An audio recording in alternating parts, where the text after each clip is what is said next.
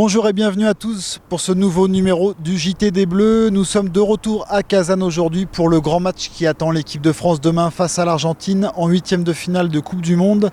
Les Bleus qui se sont entraînés à 12 au lendemain du match face au Danemark. Les titulaires étaient restés au repos ou en salle de soins.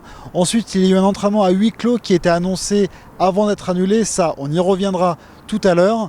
Puis les Bleus ont pris le chemin de Kazan où ils sont arrivés aujourd'hui sur les coups de 13h30.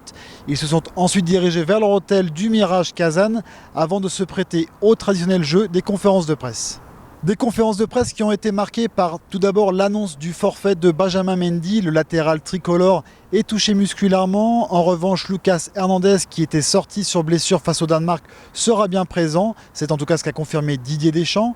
Hugo Lloris, de son côté, a exhorté les siens à jouer à leur meilleur niveau, comme si le spectre d'une élimination devait agir comme une force pour eux, comme si chaque passe, chaque tir, chaque contrôle pouvait être le dernier face à l'Argentine de Léo Messi.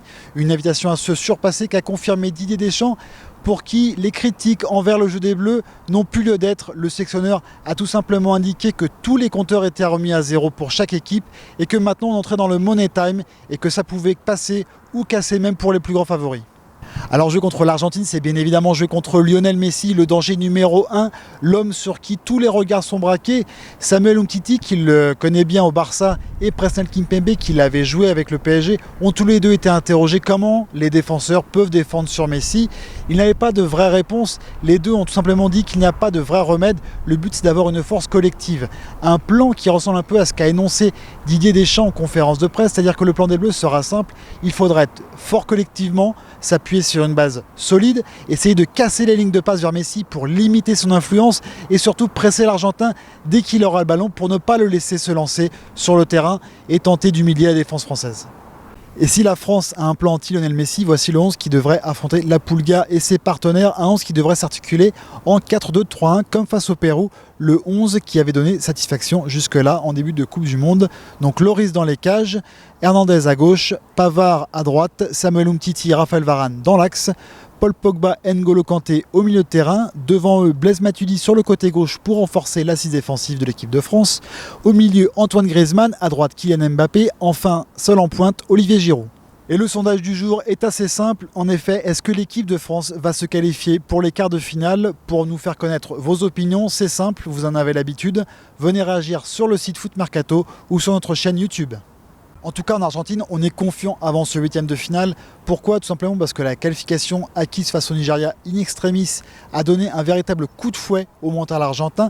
Des Argentins qui sont d'ailleurs conscients de l'atout maître Lionel Messi qui est dans leur camp. Il suffit d'ailleurs de lire la une du journal Olé qui titre sur les propos de Samuel Umtiti prononcés hier en conférence de presse. Nous jouons un géant. Une qui est précédée par une page intérieure titrée La Messiliesa, en référence de la Marseillaise et d'un chant à l'unisson français pour dire que le danger numéro 1, c'est Lionel Messi.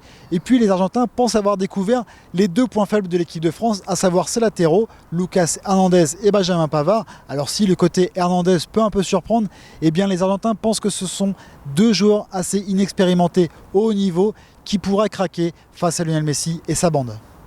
Enfin, les Argentins pourraient réserver une surprise à l'équipe de France. En effet, Clarín indique qu'un plan B a été imaginé par Jorge Sampaoli. En effet, le sélectionneur argentin étudie la titularisation du jeune Cristian Pavón. Cristian Pavón, le jeune joueur rapide du Boca Juniors qui avait été d'ailleurs annoncé récemment au Paris Saint-Germain, eh bien, il pourrait débuter sur le flanc droit avec Messi à gauche et enfin Lionel Messi en faux neuf en pointe.